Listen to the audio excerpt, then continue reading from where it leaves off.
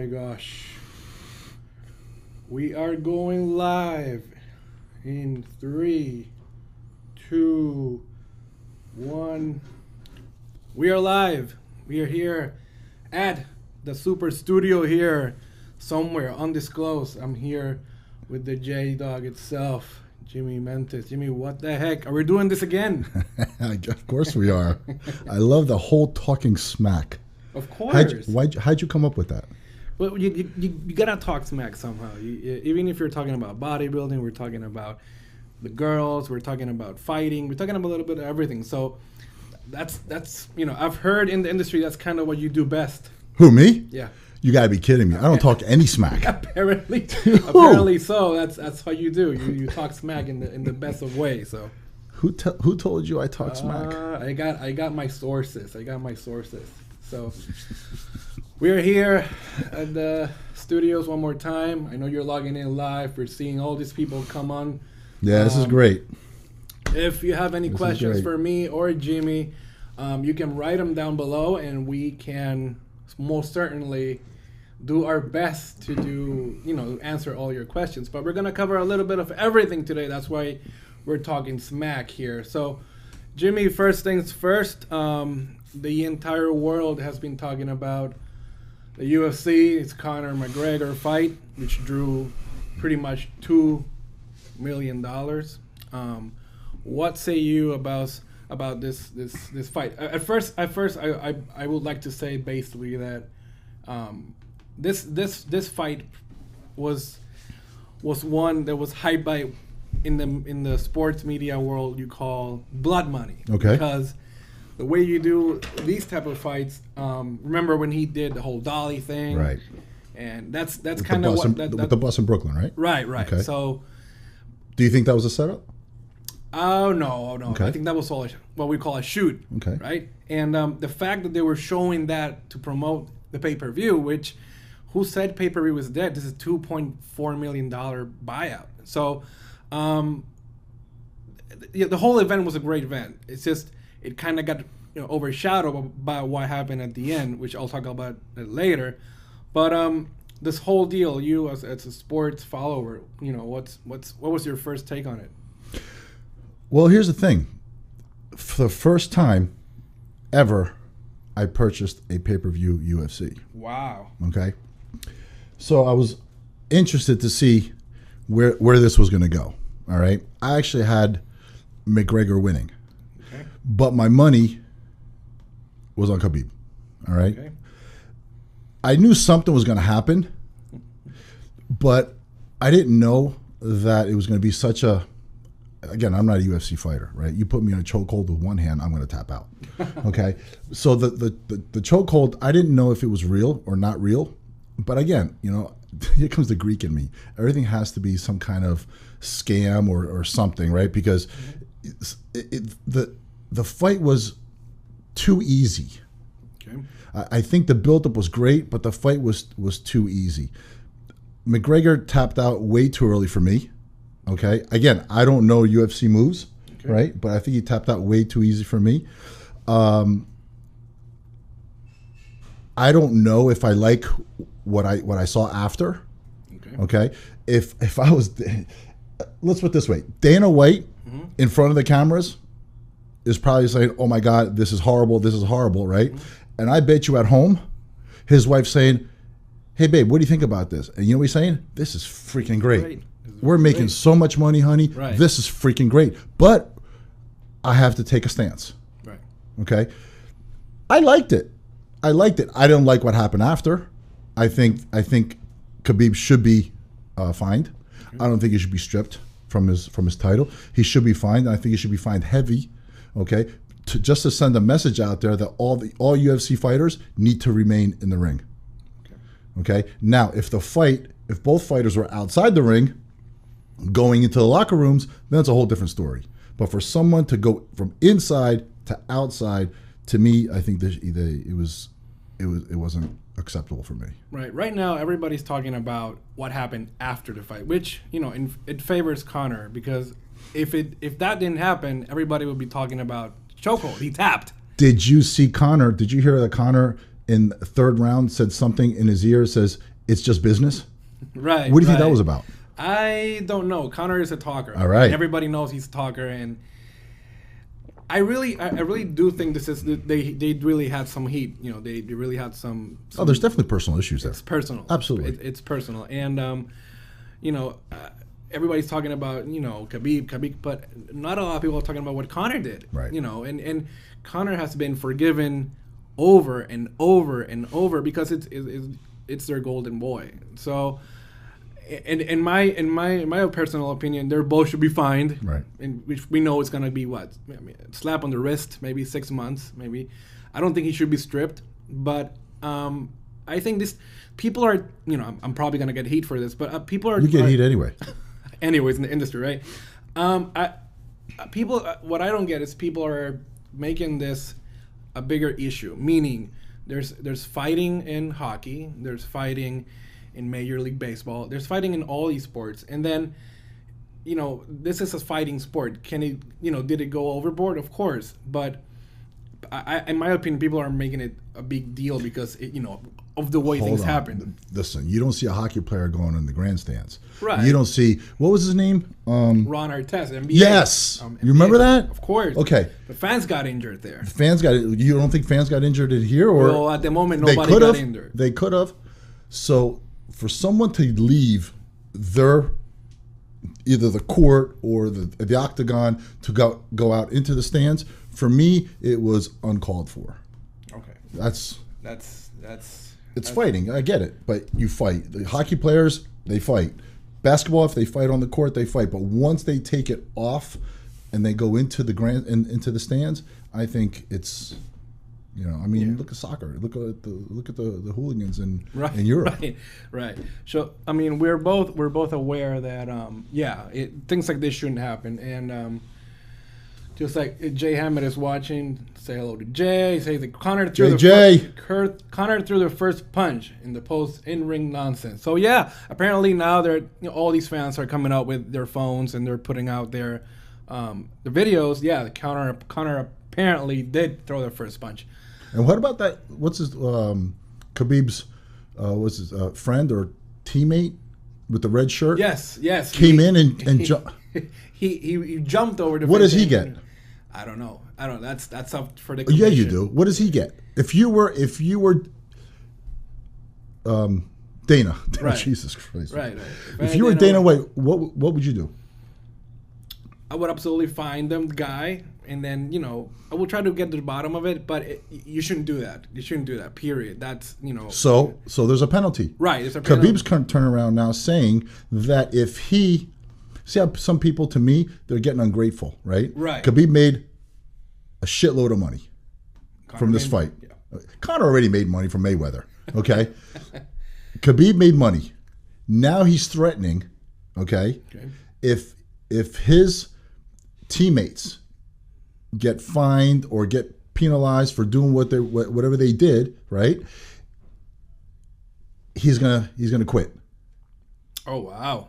You didn't hear that? No. Oh yeah, he's gonna quit. Now, how much did Khabib make? I don't know. Do you know? I don't know right now. He made $5 million. I don't know. I don't have that information. Right? So now he feels like he made the UFC, or he's the next golden child of the UFC. Now he's threatening. Oh wow! All right. What did McGregor do in the beginning? Didn't McGregor do the same thing when he started winning and making all this money? Probably, yeah. That's okay. The golden boy. So now the power of money, the power of producing money is making a lot of athletes, especially here in the UFC, making them like, hey, it's my show. Right. If you want to play my game, I'll play. If not, I'll just take my money somewhere else. Right. Well, it's going to be interesting to see what happens in the octagon now that these kids. These kids, right? These kids, it's a saying. All right, moving on because we have a ton of information to go through. All right, what else are we talking smack about? Yeah, we're talking smack. Jay's on here. Everybody's been talking about CTFletcher and, you know, his whole thing. But I found out today something that I didn't know about CTFletcher. Why don't you tell the people a little bit about that? Well, I don't know if a lot of people know that our good friend CTFletcher, which I freaking love. Okay, he is one machine. He's amazing. His donor, his heart transplant donor, was a female.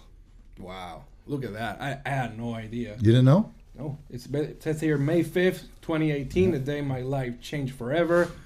I was given the gift of life. Talking about just that. In his new magnificent obsession, he's blessed. He feels blessed. And we're watching footage of him here walking. His first walk was on May 10th. And he looks strong. He looks really, really good.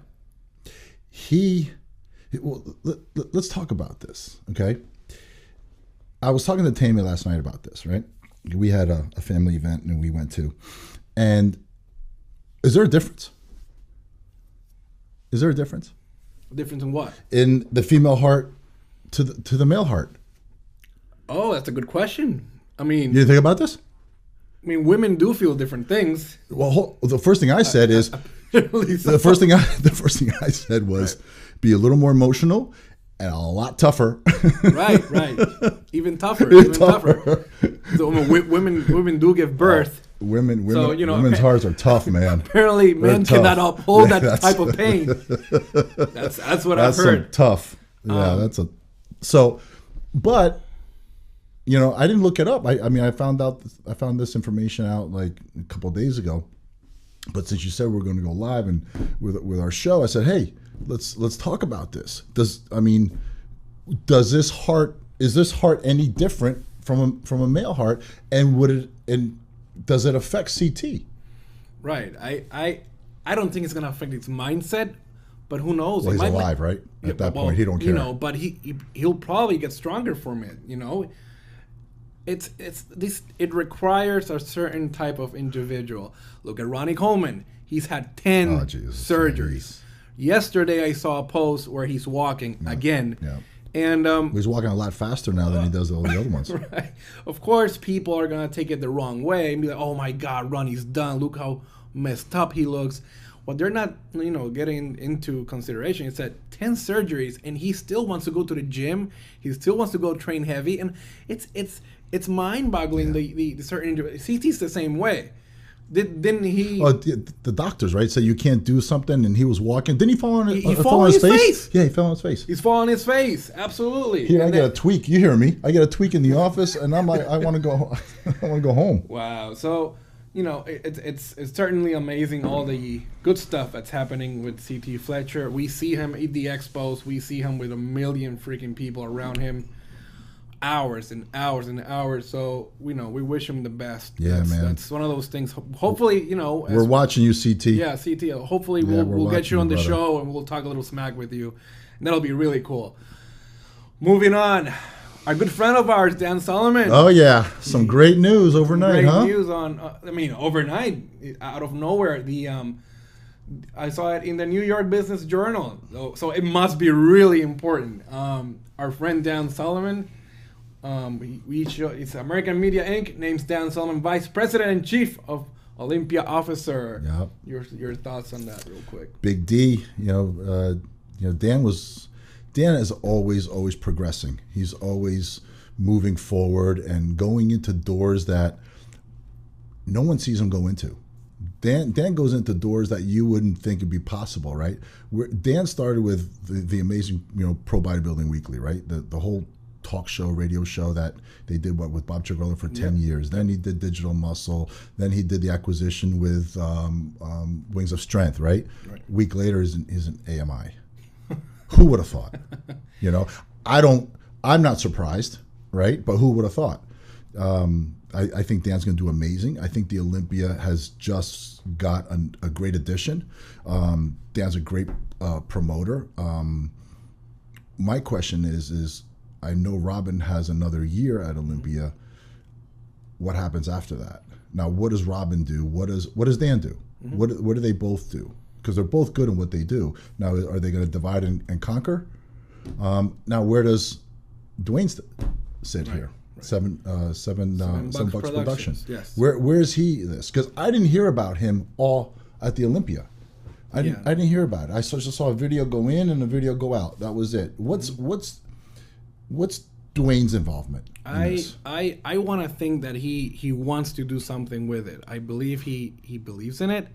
I'm not sure if he's given the freedom to do what he wants. I know he had his people there. He wasn't there. I know he had his people there, meaning his production company. He's been promoting the Olympia on his personal, Instagram and social media. Right. And I guess he has a certain vision for it. I'm sure whatever he comes up with, it's gonna be good. And having Dan on board, I think Dan has an open mind to whatever the future holds, meaning to spice it up, maybe to change it up. I think Dan is a great asset to the Olympia. He thinks out of the box, right? But nobody knows he thinks out of the box. Okay. See me. Everybody knows I'm out of the box. Right. Okay. Dan thinks out of the box, but nobody knows he thinks out of the box until it's done. Okay. So, I personally think this Olympian coming up, there's going to be something different in a positive way. Okay. Wow. So it's one of those things that you got to think about for a minute and say, how can we make this better? You have your fans there that travel all over the world. How can we make this experience better? And I'll throw something out of the right field or left field, however you say. Center field, maybe. Home base. Believe it or not, this is my first Olympia that a lot of competitors, talking from the men's bodybuilding open, came up to me for some reason, and they were, I don't want to say not happy, they were drained with the meet and greet. And I'll say it here because it's an outlet for people to know. A lot of these guys were telling me that the meet and greet shouldn't be held the day, like the Thursday. It should be held probably Wednesday, because all these guys would do Thursday. They got to stay late. They got to go tanning. They got to go, whatever. Okay. Apparently, they were all, they were giving me their input. I don't know why, I guess. Right. But I believe, like, just like UFC does, or WrestleMania, WWE, or it should be like a whole mid-weekend event. Like, when you do fan packages, you do Tuesday, Wednesday, Thursday, Friday, Saturday, and even Sunday with the whole seminars. But that was one of the things that I did receive from competitors, was that they wanted to schedule more for the fans, meaning they felt it was all a conglomerate of things in there. Have you gone to a meet and greet at UFC? Not on UFC. Has there ever been one? No. Here's my take on the meet and greet at the Olympia. Okay. I don't think the athletes want to be there. Right. That's where the problem starts. There's exceptions to the rule. No, hold on. That's where the problem starts. First of all, let's talk about the Olympia competitors. Okay. The bodybuilding. Okay. I don't think anybody wants to be there. Okay. That's where the problem starts. I don't know. I know people that really... What's in it for them? And on a Thursday night, when they know that they should be in bed, resting, eating, relaxing, and now they're standing up, okay? Sometimes that auditorium or that ballroom is hot. They're sweating. They're hungry. And they got lines of people want to talk smack. Right. So you do have a point, and I'll say that there's got to be an incentive there. I'm not defending it. I'm just saying that some guys don't want to do it. No. And they just go there. It's really sad to see people, athletes. This is, the Olympia is like supposed to be the big leagues, like the real major. It is the big leagues. It's the grandest stage of them all. And they don't come prepared for anything. Yeah. They have no pictures of themselves. They look terrible, and guys and girls. I'm talking about both sides here. You're going to meet your fans. You're going to meet the people that follow you. They probably inspire. You gotta be on point. You gotta look good. You gotta want to do this. You're right. So that's a little topic that we can take under consideration before we wrap this up for the Olympia. With DanSolomon and all that. Dan is promoting the movie Bigger, the Joe Weider story. I have not been invited to check the reviews because I used to do movie reviews. So Dan, if you're hearing or listening, that you might send me a copy so I can do a cool review, even for the Latin American people that want to know about it. Because I'll say it here and I'll say it for the world to see. A lot of people think this is a movie about Arnold. Believe it or not.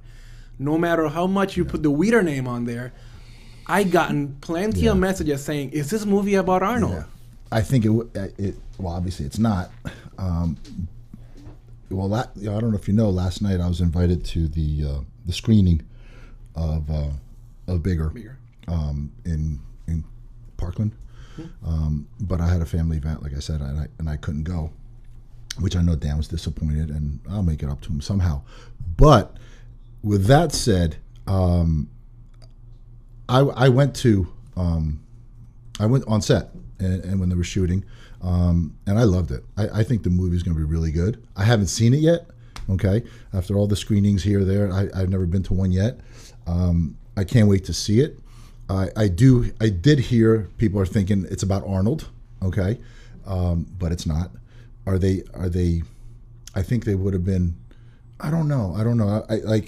I'm biased because this movie is in our world. It's about the Weeders, and I knew Papa Joe, and I knew Ben very well, and I'm not going to say anything bad about it because I know those people and I know what they've done for me. I just hope this movie is a great success, or at least it be as successful as they expected it to be. Do you still remember Joe every now and then? I think I brought him up yesterday. Remember we were talking? What were we talking about yesterday? You were talking about one of the things he told you, when you were always looking straight at the camera. That's right, because you were shooting a video of me. Right. And I remember like, Jimmy, he goes, always look down, and he goes, you're a good-looking guy. Look at the camera like you want me. Right. And then, for those that don't know, Jimmy has a great poster in his wall here in the offices, and he's looking dead on. Yeah. So it's good, because you met him, and especially if you see this movie, you could totally relate. Right. As the person who he was. Yeah, I just hope the movie gets the reviews that it wants, that it expects, and I hope there's more. I hope there's more. Yeah. So another thing that we have to talk about before because if we don't talk about it, yeah, if we don't talk about it, is this a surprise? No, not yet. Surprises kind of come a little bit later. We're 24 minutes in. We're not gonna be one of those shows that it's gonna take you guys forever. But PhilHeath, he's doing a media press tour nowadays. He's all over the board. PhilHeath has been in shows that he promised he was never gonna be on shows. Now he's doing all these interviews, and he still thinks that nobody has explained to him the reason of why he lost. Okay. There's another part of the story where there's this football player saying that he gave Phil a borrowed bracelet, and it's all that. In your opinion, in your athlete opinion, should second place, should third place, should fourth place get as much as coverage as the first place guy? Oh, that's a good question. That's a real good question. If the IFBB Pro League or the organization, okay, wants to promote the sport, I think everybody should get the coverage. Okay, as a winner of Mr. Olympia, I've always said it. Nobody remembers second place. Right. Okay. Is Phil complaining? I missed that. Is Phil complaining that he didn't get the coverage because he was second place? Yeah, I think there's a lot of talk about nobody has contacted me, nobody has talked to me, nobody has said anything, and well, I think Phil has pushed a lot of people away throughout the years. Here, Dave. I heard Dave Palumbo say when he interviewed Phil, okay, that it took him 10 years to interview Phil. Right? Okay. Right. At the Arnold, I was downstairs at the lobby, okay? And I saw Phil, and I've known Phil since forever, okay? And we're sitting together, and we're just bullshitting and talking about Arnold and the Olympias and whatever projects he's doing and stuff like that. And you know what? I turned my phone. I said, "Hey, let's go live." He goes, "Let's do it." Didn't freaking take me 10 years. And we sat for 45 minutes and we talked to everybody, and we talked to each other, and he also answered some questions on thing. What's so hard about interviewing PhilHeath? I think he also had a contract with Weeder AMI. And I strongly, because I was there those years, and Weeder AMI didn't do as much as they could have. I guess they had an athlete contract where he couldn't interview with anybody and all that. And that's why we don't know much about Phil. We want to know more. Right. But now people are coming out with this like, oh, the way he talks and the way this and that. Listen, he's always been this way. There was no outlet for him to talk. Right. But now the thing is, now that he's available, nobody wants to talk to him. Right. So that's his problem. Right. So you think he should be reaching out more? I think so. To all these media outlets. I think so. He has a business. Okay. He has a business. He has all these things coming out, doing all this stuff, right? He's a business. Contact the people in your industry. Contact the people that you know, the close hanging fruit. Say, hey, I want to be on your show. What's wrong with that? Right? He's PhilHeath. Right. What's wrong with that? Right? That's it. I really I'm trying to find something to come back at you, but I don't think so. It really is. So we gotta stay tuned to all this. I don't want to say drama, but it's happening. It's a daily thing, and we'll keep you guys updated for sure. Before we leave, another topic that we need to talk about, because we're all animal lovers here. This lady wanted to bring the squirrel on the plane. No, you're not. And you're really going to bring this up? Of course, because in the industry we have Mike O'Hearn. He brings his dog everywhere, Striker, and hey, even does guest postings with the dog. What is Jimmy's Mentis take with the freaking squirrel? You're actually bringing this up. Of course. This is not a bodybuilding show. This is all talking smack. Talking about everything. Come on, man. Well, here's the thing. That's funny because I saw it yesterday on the news, and was the lady gave everybody the finger? What happened? Like, does this squirrel travel with her? Right. It's a comfort animal. Orlando, Florida. So was a peacock, and so was a turkey, right? In the news? Yes. This lady gave. The flight was delayed because the emotional support squirrel of a squirrel. Right. So she gave him the finger and all that, but where do you drop the line? I remember John Romano talking about the pacification of America. Is there really? Where do you drop the line on this? I don't know. You have to give me something. I'm so surprised that you ever brought this up. Of course. Listen, I'm gonna put footage from the USA Today right on screen there, so people see. Everybody had their phones on. She was screaming at people. She gave him the finger. You can see it on screen right there. And hey, that was her emotional support right there, the squirrel. So nowadays, you'll bring anything on the plane. You'll see very soon. You know what? I'm gonna bring Chewy. There you go. I'm gonna bring my. That's your emotional support. Yep, absolutely. That's your emotional support. He's been my emotional support. Oh man. Before we leave, I want you to. I got two things before we leave. You have any updates on BeautyFit? Any promos you want to put out there for people to watch? Because I know, and I'll be telling all these people. I'll be telling all these girls. This pro stack that you have put out there, I think you're crazy. It's amazing. You see it flying? And it's crazy. You better, if you want to have your full stack lined up, this is something you better get. I've put together a stack. Everybody, you see the phone calls I get, right? Everybody wanted a stack. How do I start? What do I need with this, and this, right? So I put this thing together and I put it on sale, and it's just flying. I mean, I had to order more bags. We're just gone. Yeah, I love it. It's a great thing. What else? There's a show this weekend here in Florida. Okay. I forgot the show again. I want to do a shout out. It's man, he's gonna kill me. Oh my God. There's a show here. There was a show here last week. There's a show here this week, and there's a show next week. Tony Torres, my good friend Tony Torres has a show next week in Miami, and there's another show this weekend in Fort Lauderdale. Right. What's the name of the show? I don't know the name of the show. You know, there's so many freaking shows. I mean, there's. It's right here in the same vicinity. Florida is saturated. Saturated. That's another topic, and that's that. Maybe we'll save that for the next. Yeah, one. we do. We definitely, because it's just getting out of hand. So many shows. Very close to each other, and very quick. I'm already frustrated even bringing that up, because all the promoters are calling me to sponsor the show, and I'm like, no, why would I sponsor the show when I'm seeing the same people every weekend? I'd rather just give them samples, let them come through the front door, and I'll give them samples, and I'll give them product. Right. You know, I just don't see it. There must be something done for sure. I'm seeing here you have a sale on the Beauty Bomb. It's a limited time, $29.99. No, today, right? Today it started. Beauty Bomb, $29.99, and we got those extreme waist trainers that were so popular. We got them in also, and when you buy a Beauty Bomb, you can actually get the trainer, the extreme trainer, for $9, $9.99. Holy moly! Yeah, some good stuff today.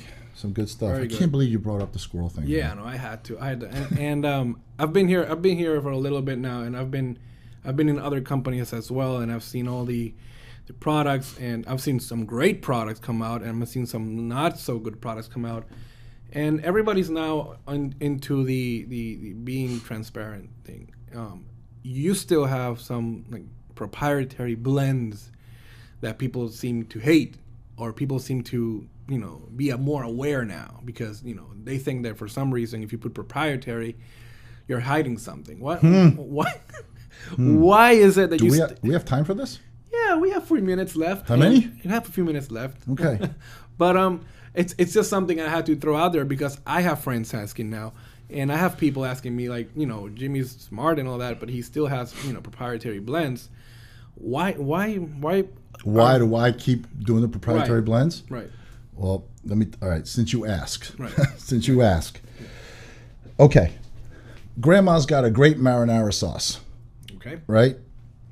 It's a recipe. That's a secret.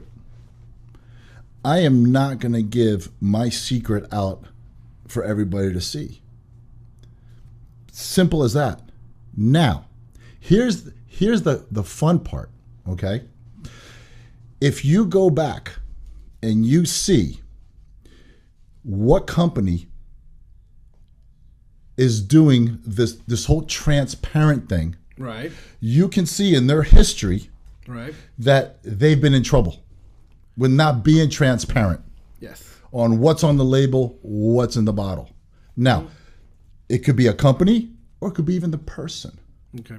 Okay. If you go back and you look the history, somewhere, some way, that company or that person or somebody in that organization has gotten in trouble. Okay. That's all I'm going to say. That's kind of true, because I don't need to tell people to show people what's in my formula, in my secret formula, because that's why it's so good. Right. It's a formula, and I've been trusted for 30 years on what's in the product is on the label. Right. And people still try to copy your stuff. They still do. There's so many people do, and they can't.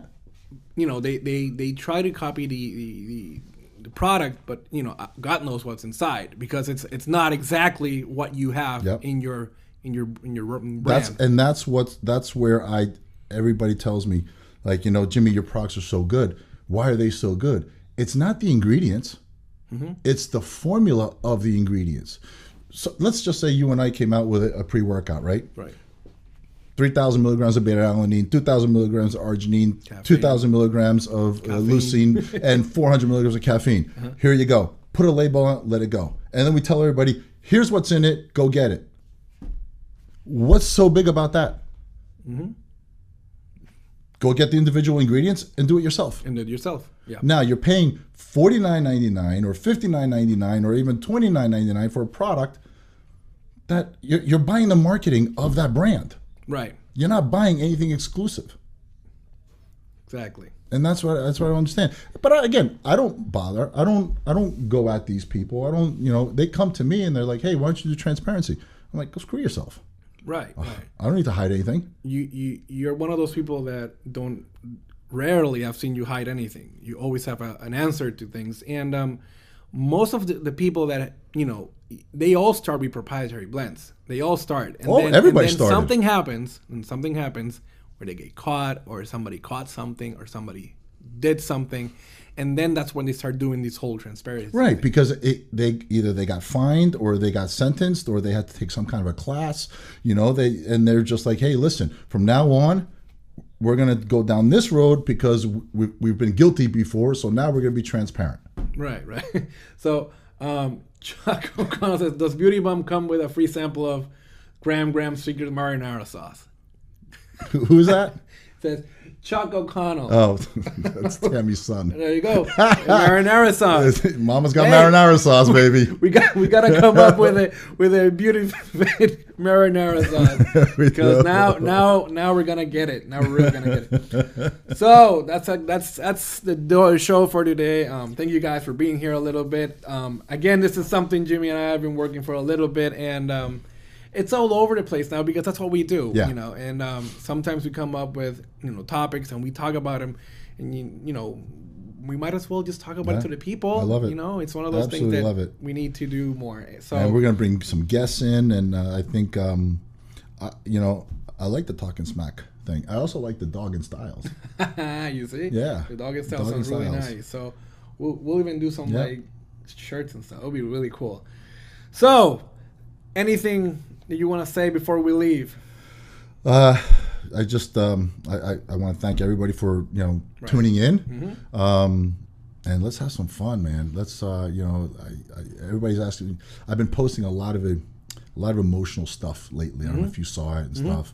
Some things are happening in my life right now in a very positive way, in the business arena as well, that I realized that this whole time I've been building up to this point, but I didn't realize that until the last couple of weeks, because the people and the companies and the things that are happening in the last couple of weeks, people have been watching me for the last 5 years. Right. And I thought that the last 5 years was just me watching me. Right. Wow. And it's cool. Yeah. Always remember where you start, never give up, and break rules. When I say break rules, I mean break rules as in create something new. You know, don't settle for something that's already there. Always push the envelope. You even tell me sometimes, I don't know if we could do that. And I'm like, why? Why? Right? Yep. That's why I push you. That's why I get pushed. And we go. And I want everybody to be able to push themselves to that point. Yeah, it's Jimmy's thought of the week. So there you guys go. He is saying the truth. You know, he had all these things in his mind, and now we are realizing how many things, you know, you could do, and how far you can push the envelope. So for Jimmy the dog Mentis, this has been Johnny Styles, and we've been talking smack all day, all night. So hit us up, either him or me. We're out. Peace.